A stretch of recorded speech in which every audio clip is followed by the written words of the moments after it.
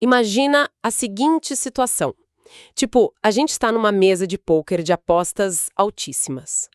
O clima lá em cima. Exato. E do outro lado da mesa tem um jogador que, assim, parece ser um gênio absoluto. Ele lê as expressões faciais de todo mundo, ele antecipa as jogadas e ele ganha rodada após rodada. Aquele cara imbatível. Isso.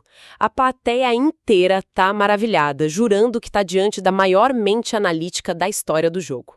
Até que, de repente, ele faz um movimento meio brusco com o braço e uma carta de baralho cai de dentro da manga do paletó dele, direto na mesa. Nossa, a ilusão se quebra instantaneamente.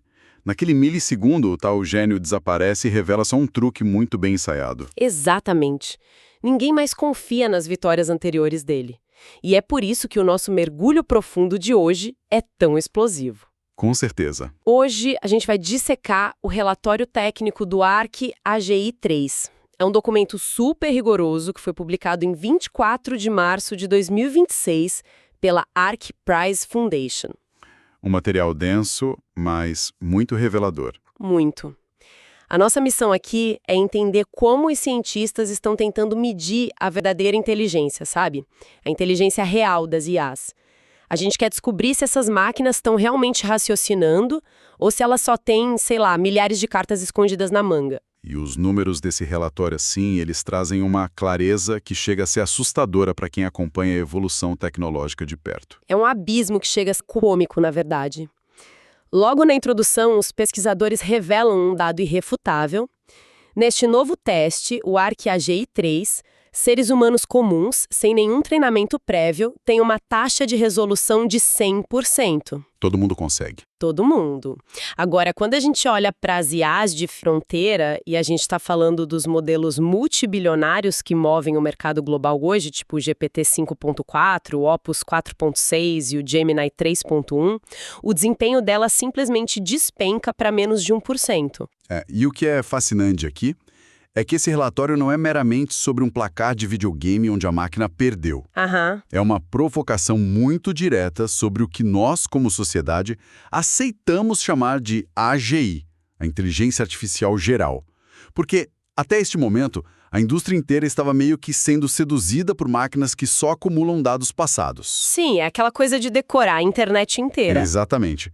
Mas o ARC-AGI 3 joga um balde de água fria nisso e nos força a olhar para a capacidade de adaptação no escuro. Ok, vamos empacotar isso com cuidado.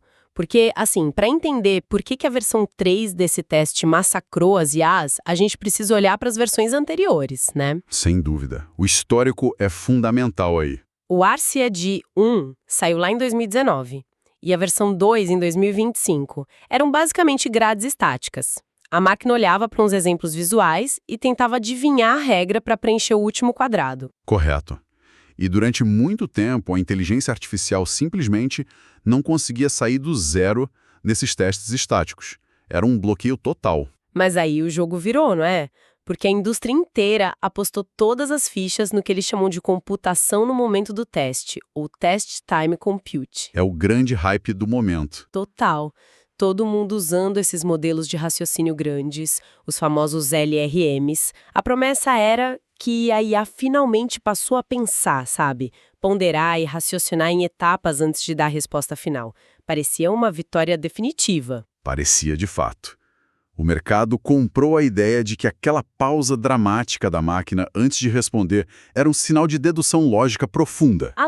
Mas o relatório técnico do IARC AGI 3 puxa a cortina e revela um segredo altamente embaraçoso. A carta na manga. Isso.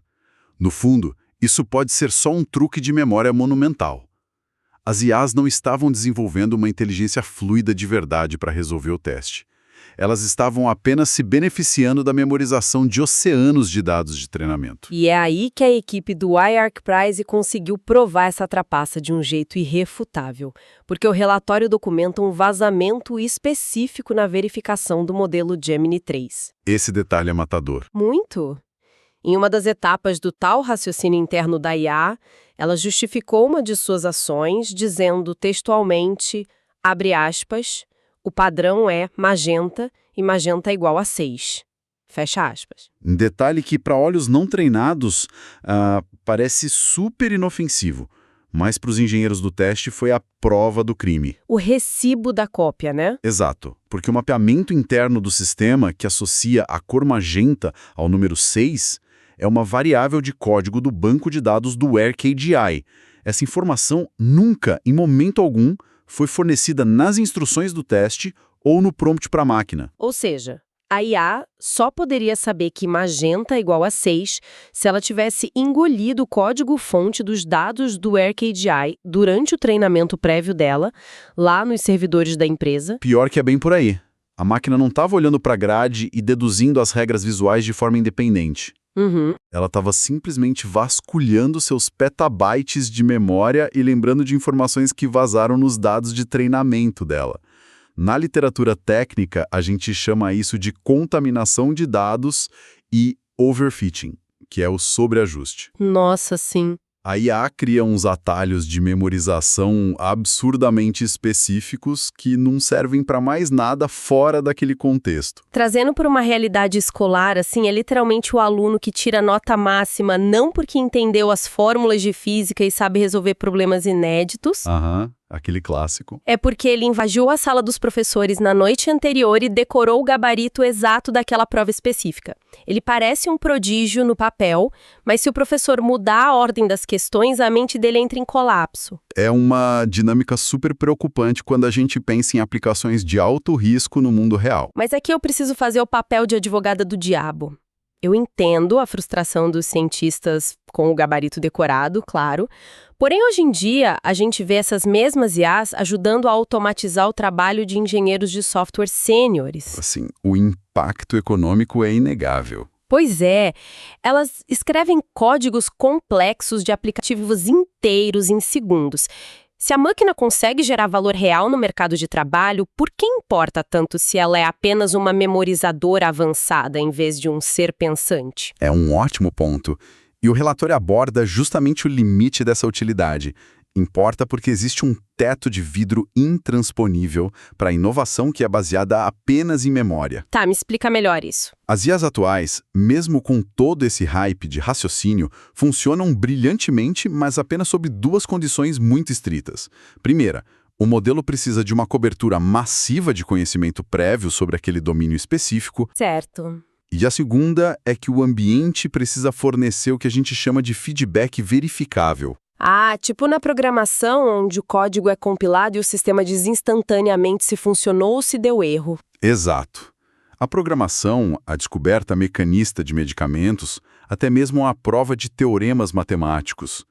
Todos esses são domínios com regras altamente mapeadas pela humanidade ao longo de séculos. Tudo já tem regra pronta. Isso. O abismo surge quando a gente entra no desconhecido. Modelos baseados em memorização não conseguem navegar em territórios onde as regras ainda não foram escritas. Eles não conseguem criar verdadeiras mudanças de paradigma. Faz sentido. A verdadeira inteligência não é apenas operar bem dentro de um mapa existente. É ser capaz de desenhar um mapa novo quando você é jogado no meio do nada. Nossa, muito boa essa analogia. Então, se o problema fundamental é que a IA consegue decorar qualquer gabarito estático que os humanos criem, a única solução lógica para testar a inteligência real seria criar uma prova que literalmente se constrói na hora, onde a memória não serve para nada. Precisamente. E foi exatamente essa a premissa para a criação do ARC-GE3. Aqui é onde a coisa fica realmente interessante, porque os pesquisadores abandonaram as folhas de prova estáticas e transformaram o teste em um ambiente vivo. Eles mudaram completamente o paradigma de avaliação. O ARC-GE3 abandona de vez aquelas grades estáticas das versões 1 e 2.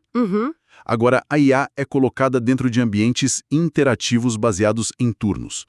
Dá para imaginar uma grade digital vazia, de 64 por 64 células, com 16 cores disponíveis. É como uma tela em branco. Isso. E a máquina tem ações incrivelmente rudimentares. Ela pode mover um cursor, clicar em uma célula, selecionar uma área e usar uma função de desfazer. Só isso. Mas a verdadeira crueldade do teste, e eu digo crueldade no melhor sentido científico, claro, é o silêncio absoluto. O silêncio é ensurdecedor para a máquina. É.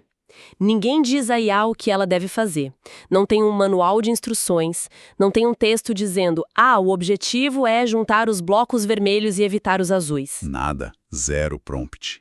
É como se fosse jogado de paraquedas em um país alienígena, sem um dicionário, sem tradutor, e ter que descobrir como comprar pão apenas observando como a gravidade funciona naquele planeta. Essa navegação às cegas é o núcleo do que o relatório chama de inteligência agêntica. Para ter sucesso, a entidade sendo testada precisa dominar 4 pilares simultaneamente e de forma totalmente autônoma. E como isso funciona na prática, dentro da grade? Pensa da seguinte forma. No turno 1, a IA vê uma tela cheia de formas coloridas aleatórias. Ela não sabe o que fazer. Então ela decide clicar em um quadrado vermelho e tenta arrastar. E aí? A peça não se move. Isso é o primeiro pilar, a exploração. Ela precisa cutucar o ambiente para ver como ele reage. Entendi, tateando no escuro. Exato. Aí, no turno 2, ela clica no quadrado vermelho e solta perto de um azul. De repente, os dois desaparecem. Com isso, ela constrói o segundo pilar, a modelagem mental provisória. Ela deduz tipo, neste universo, cores diferentes que se tocam são aniquiladas. Caramba, ela acabou de descobrir uma lei da física daquele mundo específico do zero. Isso mesmo. E a partir dessa regra recém-descoberta, ela olha para a tela cheia de blocos e decide internamente que vai tentar limpar a tela inteira. Ninguém mandou ela fazer isso, né? Ninguém. Ela assumiu esse propósito por conta própria. Isso é a definição de objetivos, o terceiro pilar. Fascinante. E o quarto e último pilar é o planejamento e execução. Ela agora precisa traçar uma rota de cliques e movimentos para colidir todas as cores e limpar a tela, corrigindo a rota se cometer algum erro no meio do caminho. E um detalhe que me deixou muito impressionada lendo o relatório. Todo esse processo usa apenas o que eles chamam de conhecimentos centrais. Sim, os priors fundamentais. Exato. O ambiente assume que quem está jogando entende física básica, noções bem simples de geometria e a ideia de permanência de objetos. Saber que, sei lá, se algo sai da tela e não deixa de existir, mas não tem uma única letra, não tem números, não tem conceitos culturais como verde significa avançar e vermelho é parar. O que é uma escolha de design simplesmente brilhante. Isso neutraliza imediatamente qualquer vantagem que a IA tenha por ter lido todos os fóruns do Reddit ou da Wikipedia. Acaba com a trapaça. Acaba. Se o teste não possui símbolos culturais ou linguagem humana, o vasto banco de dados textual da IA se torna completamente inútil.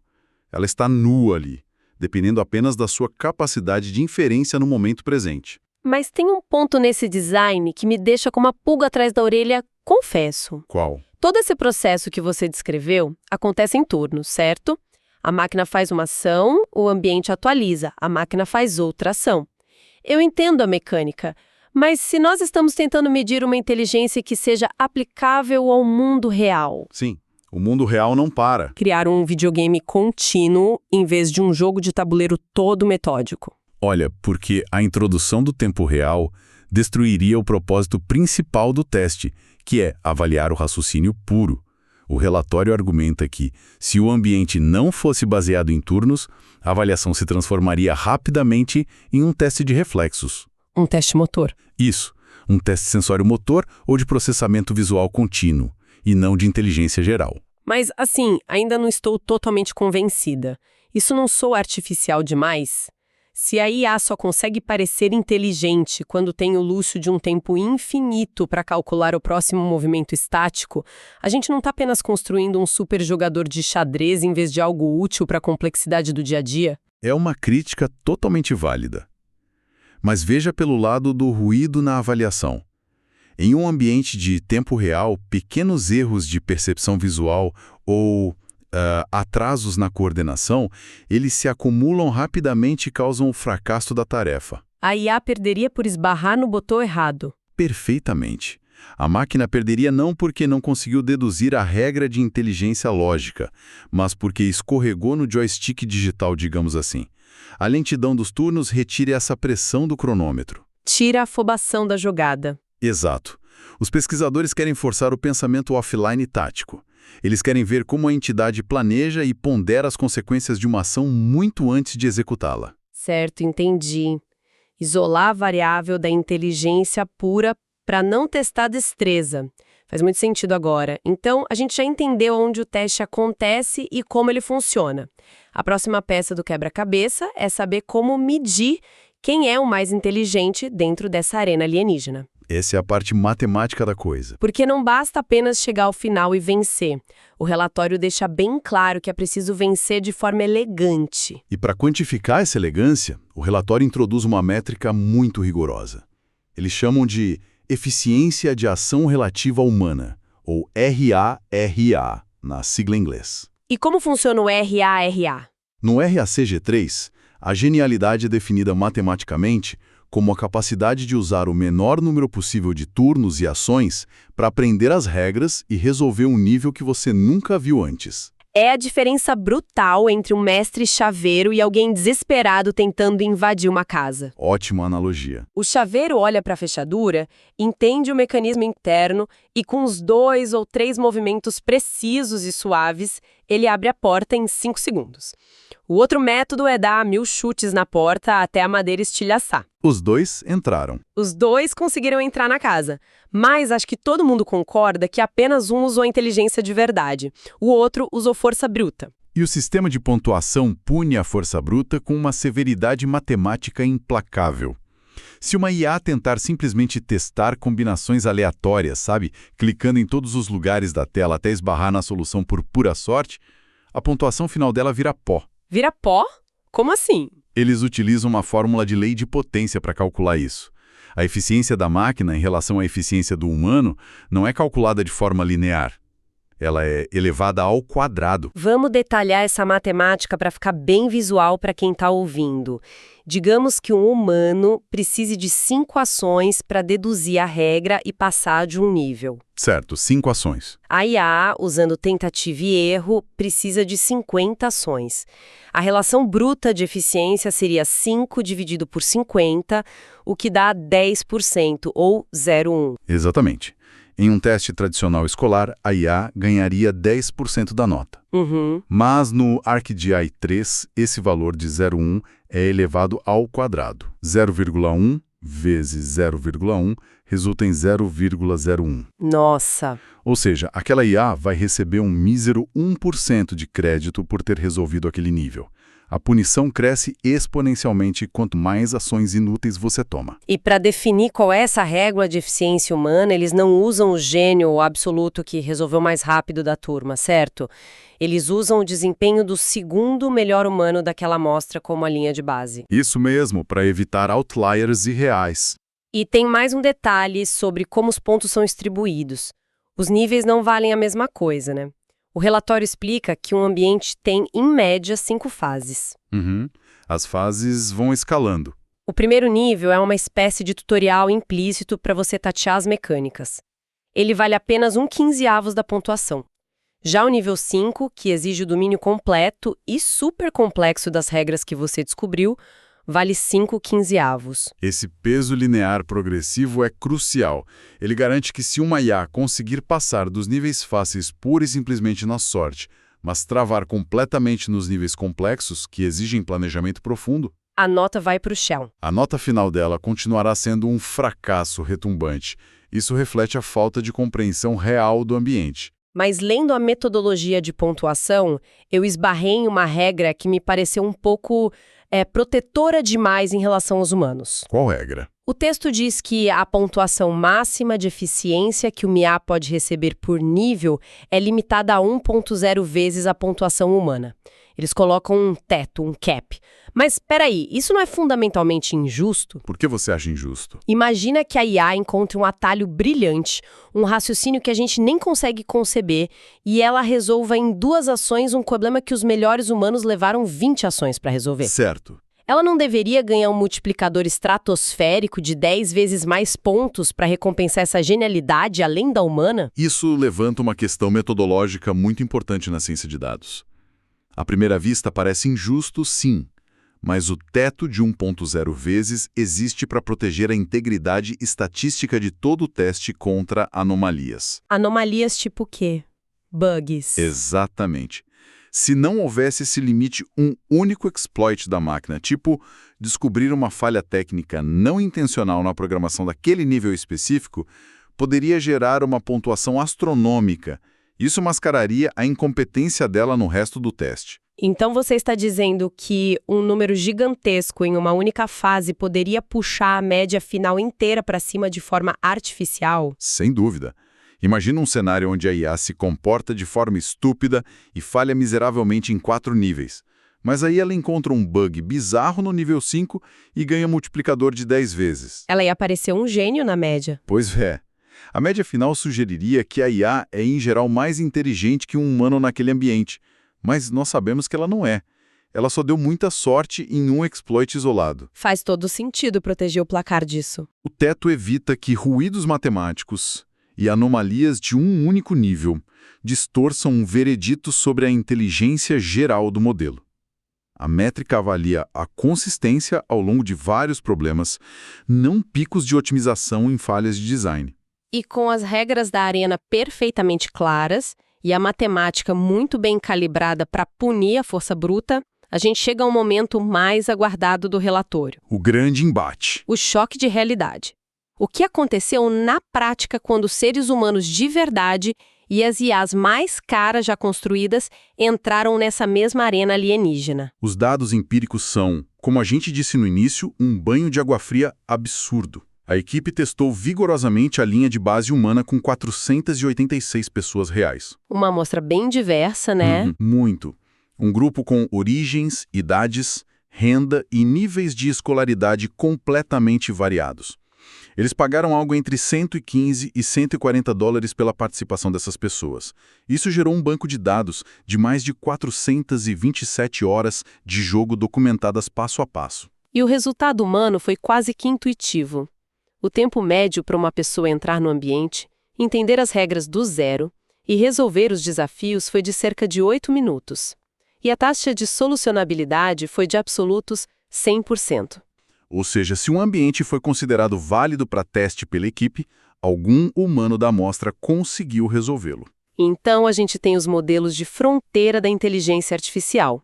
Eles foram testados na sua forma base, sem modificações ou ajudas externas.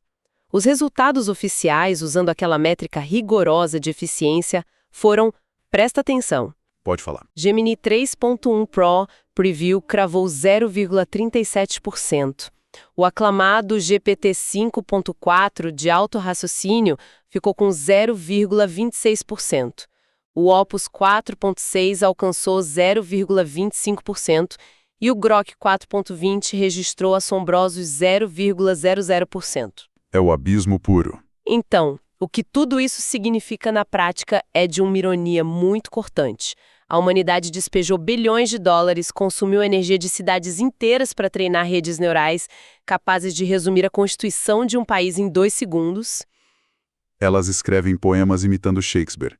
Passam no exame da ordem dos advogados. Sim, mas essa mesma entidade todo-poderosa sofre um colapso cognitivo total quando é colocada diante de uma grade colorida e solicitada a descobrir, por conta própria, como mover um bloco verde para o lado direito da tela. Isso evidencia o paradoxo central da IA moderna. O processamento primoroso da linguagem natural que esses modelos possuem criou uma fachada, uma ilusão de que há uma entidade pensante ali dentro. Aquela mesma ilusão do jogador de pôquer. Exato. Mas o ARC-G3 prova que essa fachada esconde uma total falta de agência intrínseca. A máquina não sabe o que fazer quando não tem um prompt mastigado dizendo exatamente qual deve ser o objetivo final dela. Mas, prestando atenção aos detalhes finais do relatório, tem uma subseção sobre a competição aberta, Community Leaderboard, que traz um contraponto que eu achei interessante. Ah, o pessoal tentando melhorar os scores? Isso. Lá, algumas equipes conseguiram forçar pontuações um pouco melhores. Eles usaram ferramentas externas, uns códigos construídos por humanos, para auxiliar as IAs, conhecidos como harnesses ou andaimes de software. Sim, abordagens que tentam contornar essas limitações de arquitetura das redes neurais atuais. O relatório cita o sistema ArcGenet, que é fascinante. Em vez de deixar a IA principal jogar sozinha, os engenheiros criaram subagentes, como se fossem pequenos programas de IA periféricos. Ajudantes, basicamente. Exato. O único trabalho desses subagentes era assistir à tela e escrever um resumo em texto para a IA principal. Tipo, no turno 5, você moveu a peça vermelha 3 casas para cima. Isso servia para poupar a memória de curto prazo do modelo principal. Eles citam também o Stochastic Goals, que usava redes neurais secundárias só para tentar adivinhar a imagem do próximo quadro e guiar a IA primária. Com esses andaimes todos, o desempenho melhorou. Melhorou um pouco, sim. Mas isso não levanta uma dúvida cruel? Se a máquina vai melhor com esses códigos de ajuda, não é injusto o relatório oficial dizer que ela é burra e pontuou menos de 1%? É o tipo de defesa que muitos desenvolvedores fazem para proteger seus produtos. Mas a equipe do ArcPrice é irredutível ao rejeitar esses andaimes na tabela oficial. E a lógica deles, honestamente, é impecável. Por quê? Porque o objetivo do Arc AGI Tree não é medir se um time de engenheiros geniais consegue criar uma teia de códigos supercomplexos em Python para ajudar uma IA a resolver um quebra-cabeça. O objetivo é medir a inteligência artificial geral base e não viciada. A capacidade inata da máquina em si. Exatamente. Pensa no participante humano que fez o teste. O humano não precisou instalar um roteiro externo rodando no próprio cérebro para lembrar que, há 3 jogadas eu movi a peça azul. Verdade. O humano simplesmente lembrou. Ele lembrou porque a memória de trabalho e o raciocínio contínuo fazem parte do pacote básico da inteligência biológica. Uma verdadeira AGI não deveria precisar de secretários digitais tomando notas do que acabou de acontecer na tela só para não dar um branco e perder o fio da meada. Nossa, muito bem colocado. Se a IA só consegue navegar num ambiente alienígena, porque humanos construíram suportes hiperespecíficos para segurar a mão dela durante todo o processo, a métrica não está avaliando a inteligência autônoma da máquina. Ela está de fato avaliando a inteligência dos humanos que arquitetaram a muleta. Faz todo sentido. Estão separando o piloto do carro que ele está dirigindo. E isso amarra perfeitamente o nosso dossiê. Sim. E se conectarmos isso com o panorama geral da busca pela AGI, a mensagem mais impactante deste relatório não é sobre poder de processamento bruto. Qual é a mensagem, então? O grande gargalo para o futuro da tecnologia não é a falta de dados de treinamento ou a necessidade de construir data centers cada vez maiores. O gargalo é a profunda ausência de curiosidade intrínseca nas máquinas atuais. A IA não tem um impulso interno para fazer sentido de um mundo caótico. Ela não tem vontade de descobrir. Não tem. E para nós humanos, a lição prática no mercado atual é nítida. Em um cenário inundado por máquinas que têm acesso a todas as respostas já publicadas, a habilidade de entrar em um território desconhecido, tolerar a ambiguidade, formular as perguntas certas e descobrir as leis desse novo ambiente a partir do zero, isso vai valer ouro. Essa será a habilidade mais insubstituível e valiosa de todas. É o nosso grande diferencial competitivo. E sabe, a ironia de que a falta de agência da IA é a nossa segurança atual me leva a um último pensamento bastante provocativo. Hoje, a gente passou esse tempo juntos dissecando esse relatório e, de certa forma, nós estamos celebrando o fato de que a inteligência artificial falha catastroficamente no ArcEd 3. A gente sente até num certo alívio, né?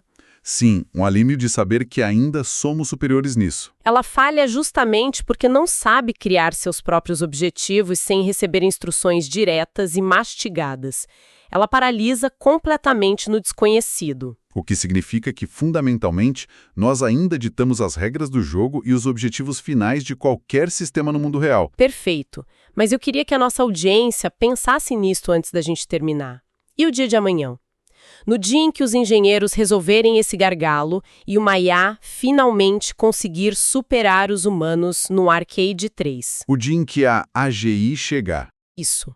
No dia em que ela aprender de forma autônoma a definir seus próprios objetivos do zero absoluto para vencer em ambientes complexos e caóticos, quem é que garante que os objetivos que ela vai definir para si mesma no mundo real estarão alinhados com o bem-estar e a sobrevivência da nossa sociedade? É um ponto aterrorizante, na verdade. O que hoje nós celebramos como a nossa maior vantagem cognitiva, sabe? Essa nossa capacidade de navegar no escuro e agir por conta própria, pode muito bem se transformar no risco mais imprevisível e incontrolável que nós já criamos. Uma reflexão inquietante. Mas até que esse dia chegue, a nossa missão de tentar medir e compreender os limites da inteligência, seja ela biológica ou artificial, se torna a busca científica mais importante da nossa era. Com certeza.